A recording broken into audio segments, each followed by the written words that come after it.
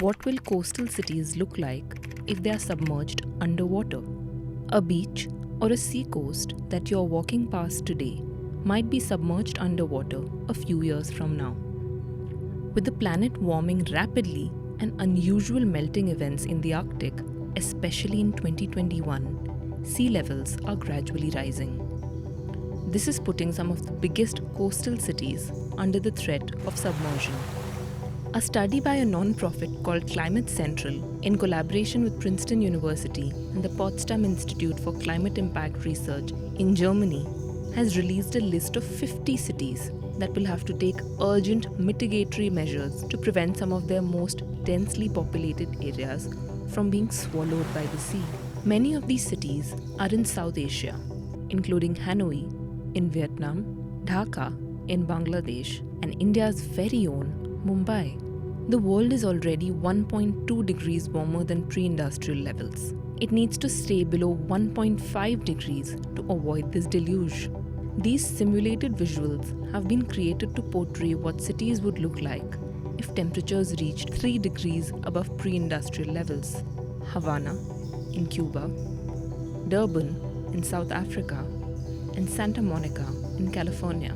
While countries are aiming to reach net zero emissions by 2050, if emissions continue to rise, the planet could reach the 3-degree threshold as early as 2060, which will escalate the takeover of coastal cities by the sea.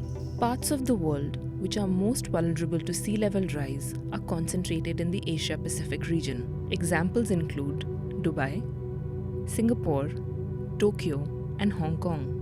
Approximately 800 million people will be affected under the 3-degree scenario, while 500 million will be affected even if emissions are limited to 1.5 degrees Celsius. Most of the developing economies included in this list have also increased their fossil fuel consumption in the last few years. A study published in the journal Nature noted that economies must reach peak fossil fuel production right now or in the next decade to limit emissions to the 1.5 degree threshold.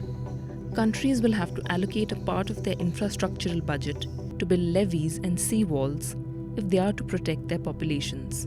While wealthier countries like the US might do this, poorer nations will be left behind. Coral reefs and mangroves can protect some nations from the sea, but with environmental destruction and ocean acidification, the chances of this happening are very low. So, while world leaders will discuss measures during the climate talks in Glasgow, Scotland this year, they will have only a fleeting opportunity to act before it is too late.